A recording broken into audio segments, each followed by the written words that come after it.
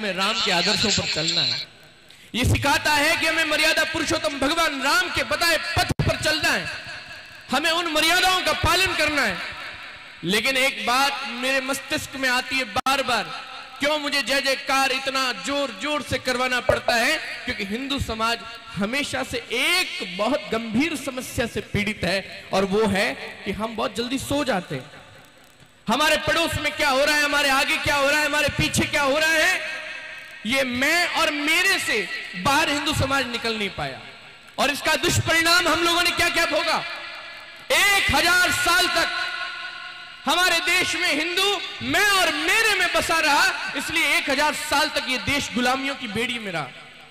1000 साल तक राम के आदर्शों पर चलने वाले देश में हम लोग सोए रहे, हम लोग चुप रहे, इसलिए इन लोगों ने हमारे ऊपर, बाहरी आक्रांताओं ने आकर के हमारे पर हमले किए। अब इन्होंने 1000 सालों में क्या क्या किया ये याद दिलाना पड़ेगा। यही कारण है कि मैं आज भी मूर्तियों का अनावरण करना पड़ रहा है, क्योंकि 1000 सालों में इन्होंने सबसे पहले अगर इस देश में कुछ तोड़ा तो हिंदुओं के मंदिर तोड़े। ये जानते थे कि हिंदू समाज और किसी भावना से टूटेगा नहीं। किससे टूटेगा? इनके धर्म को खंडित करो, धर्म की आस्था के केंद्र मंदिरों को खंडित करो। और इन्होंने मंदिरों को खंडित किया। मंदिरों को तोड़ने के बाद इन्हें पता चला कि इस देश की ताकत क्या है, तो इन्हें पता चला कि यत्र नार्यस्तु पूज्यन्ते रमन्ते तत्र देवता। इन्होंने हमारी नारियों को, हमारी स्त्रियों को, उनके वैभव को, उनकी सौंदर्यता को, उनके तेज को खंडित करने के लिए उन्हें नोचना आरंभ किया। और ये सब कुछ संभव कैसे हो पाया? ये सब कुछ संभव कैसे हो पाया? क्योंकि हिंदू समाज मैं और मेरे में टूटता रहा। क्योंकि हम लोगों ने तो हमें दुख होता है कि राम के देश में आज भी जब संसद में कोई नेतृत्व करने के लिए जाता है तो उसे भारत माता की जय बोलने में पेट दर्द होता है। अभी कुंभ महाकुंभ के अंदर एक मंच पर मैंने आह्वान किया था। बहुत सारे लोग हैं जो रोज मेरे वीडियो सुनते हैं, आप सब लोगों ने सुना होगा कि कुंभ के अंदर मैंने एक आह्वान किया था कि हमें श्री राम सेवा समिति जैसे संगठन, हमें विश्व हिंदू परिषद जैसे संगठन, हमें बजरंग दल जैसे संगठन, हमें राष्ट्रीय स्वयंसेवक संघ जैसे संगठनों की आवश्यकता क्यों है। आज मैं आपको बताता हूं, ध्यान से सुनिएगा। एक राजा के राज्य में एक बकरा था। बकरा, ध्यान से सुनना, कान खोल के सुनना, बहुत अच्छी बात बता रहा हूं, पते की बात बता रहा हूं, क्यों हमें ऐसे संगठनों की आवश्यकता है। एक राजा के राज्य में था बकरा। वो बकरा ऐसा जिसको जितना चारा खिलाओ कम पड़े, वो कभी तृप्त होता ही नहीं था। राजा के यहां पर वो चारा खाने वाला बकरा, राजा परेशान।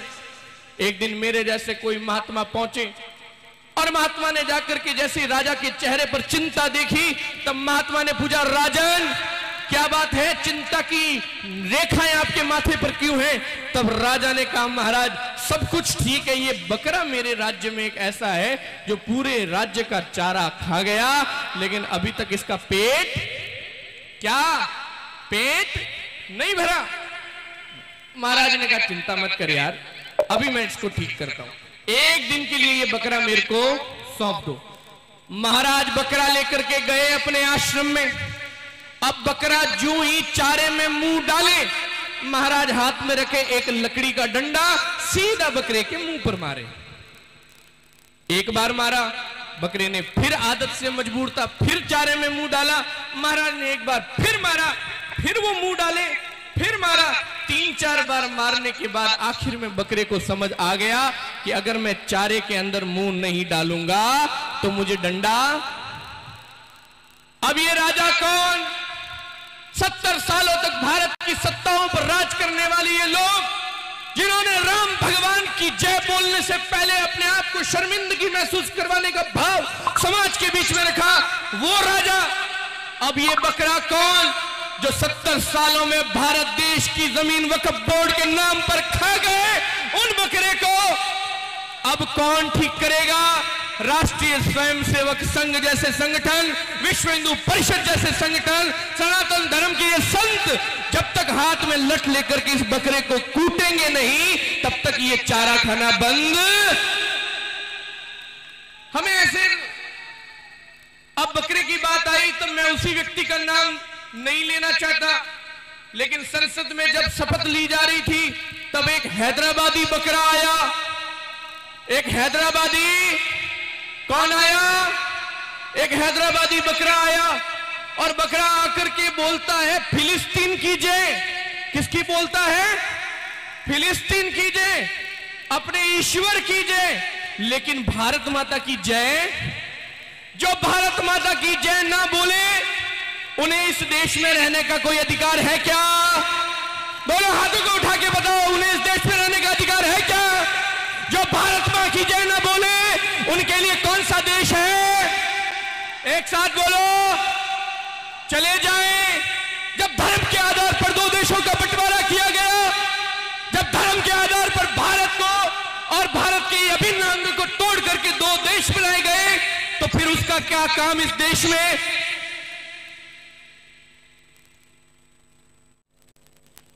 बिलाड़ा की पावन धरा पर आज बिलाड़ा क्षेत्र के उपस्थित सभी सम्मानीय राम भक्तों की गरिमामय उपस्थिति में भगवान श्री राम की अष्ट धातु की मूर्ति का और श्री राम चौराहे का लोकार्पण आप सबके सानिध्य में संपन्न हुआ। इस सब के लिए मैं सबसे पहले बिलाड़ा क्षेत्र के सभी सम्मानीय नागरिकों का और श्री राम सेवा समिति के सभी पदाधिकारी और सदस्यों का और साथ ही हमारे उन सभी सम्मानीय कार्यसेवकों का हार्दिक धन्यवाद और अभिनंदन ज्ञापित करना चाहूँगा, जिनकी वजह से आज भगवान श्री राम की मूर्ति का अनावरण करने का सौभाग्य मुझे प्राप्त हुआ। मंच पर आपके बीच उपस्थित आदरणीय संत श्री अभयानंद जी महाराज, आपके लोकप्रिय विधायक माननीय गर्ग साहब, नगर पालिका के अध्यक्ष जी, पूर्व अध्यक्ष जी, पूर्व मंत्री चौधरी जी, पूर्व प्रधान जी, सम्मानित मंच और उपस्थित सभी सज्जनों का और विशेष रूप से मातृशक्ति का मैं हार्दिक अभिनंदन। कि लगभग 500 साल लंबे संघर्ष के बाद, जिसमें लाखों लोगों ने अपनी कुर्बानियां दी और भगवान श्री राम का भव्य मंदिर बनाने के लिए बहुत से कार्यसेवकों ने भी अपनी शहादत दी।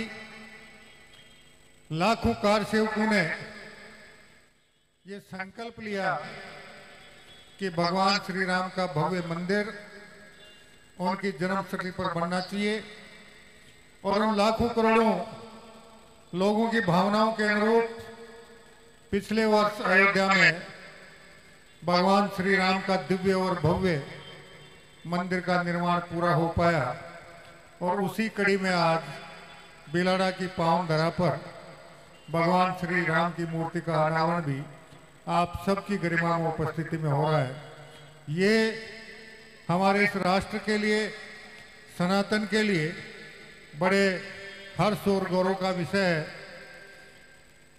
कि भारत जिसके नागरिकों के रोम रोम में भगवान श्री राम का वास है, हमारे अन्य देवताओं का वास है, वहाँ भगवान श्री राम की दिव्य और भव्य मंदिर की निर्माण की 500 साल की अभिलाषा आप सबकी प्रेरणा से भारत के प्रधानमंत्री आदरणीय नरेंद्र भाई मोदी के हाथों पिछले दिनों संपन्न हो पाया और उसके बाद लाखों करोड़ों लोग रोज अयोध्या में भगवान श्री राम के दर्शन कर कर अपने आप को गौरवान्वित महसूस करते हैं, कृतार्थ महसूस करते हैं। इसी प्रकार अभी प्रयागराज में हजारों साल की सनातन परंपरा का महाकुंभ का आयोजन 144 साल बाद प्रयागराज में हो रहा है। वहाँ भी देश की एकता और अखंडता के ताने बाने को मजबूत करने के लिए देश के करोड़ों लोग रोज संगम में डुबकी लगा रहे हैं। यही हमारे सनातन धर्म की मूल जड़ है, जिसी की वजह से हजारों साल के आक्रांताओं के आक्रमण के बावजूद भारत की सभ्यता, संस्कृति और सनातन धर्म अपने आप में स्थापित रहा और आक्रांताओं हमारे भारतीय सभ्यता, संस्कृति और सनातन धर्म का कोई बहुत ज़्यादा बिगाड़ नहीं कर पाए। मैं सभी राम भक्तों से एक ही निवेदन करना चाहूँगा कि भारतीय सभ्यता, संस्कृति का एक ही मूल मंत्र है कि जब तक व्यक्ति में, जीव मात्र में राम का अंश मौजूद है, तब तक उसमें मानवता का अंश मौजूद है। और जिस दिन राम का अंश किसी के मन, मस्तिष्क, शरीर से निकल जाता है तो वो मानवता के बजाय दानवता की श्रेणी में चला जाता है और फिर वो मानवता के लिए एक खतरे के रूप में अपने आप को प्रस्तुत कर देता है।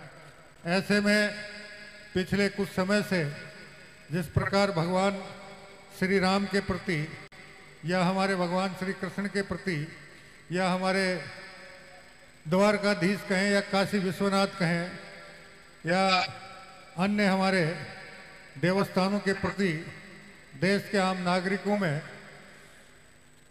धर्म के प्रति, देवताओं के प्रति आस्था बढ़ी है, वैसे वैसे ही भारत पुरातन काल के अपने खोए हुए वैभव को आदरणीय प्रधानमंत्री नरेंद्र मोदी जी के नेतृत्व में वापस प्राप्त करने में सफलता से तेजी के साथ आगे बढ़ रहा है। आपने देखा होगा कि एक समय था जब दुनिया में सिर्फ 2 महाशक्तियां हुआ करती थी और अब दुनिया के लगभग सारे देश और वो महाशक्तियां भी निरंतर इस बात की ओर देखती हैं कि आने वाले समय में भारत क्या कदम उठाने जा रहा है। ये भारत के सनातन की ताकत, भारत के 135 करोड़ सद्भावी नागरिकों की ताकत के बलबूते संभव हो पाया है। और मैं आज के इस अवसर पर केवल मात्र इतना ही निवेदन करना चाहूँगा कि अपने आप में राम को समाये रखें और मानवता की सेवा करते हुए अपने राष्ट्र को उन्नति और प्रगति करने के रास्ते पर तेजी से आगे बढ़ाने के लिए इस राष्ट्र के सद्भावी नागरिक होने के नाते जितना कुछ हमसे बन पड़े करने में किसी प्रकार की कोर कसर नहीं छोड़नी चाहिए। मैं आज जब से आया हूँ, माननीय विधायक जी ने और माननीय चेयरमैन जी ने यहाँ की कुछ समस्याओं के बारे में भी अवगत कराया है। जयपुर जाकर हम आपकी हर समस्या का निराकरण करने का प्रयास करेंगे और आने वाले समय में बिलाड़ा शहर भगवान श्री राम की कृपा से समस्या मुक्त हो, इस बात को हम निश्चित रूप से सफलता प्राप्त करेंगे और दोबारा आप सबके दर्शन करने का भार कर दी ना महाराज। सारी बात कह दी, इससे ज़्यादा और क्या कहूँगा मैं कि दोबारा आऊँगा उससे पहले एक आदर्श कस्बे के रूप में प्रतिष्ठापित होगा। इन्हीं शुभकामनाओं के साथ एक बार पुनः संत श्री के चरणों में प्रणाम कर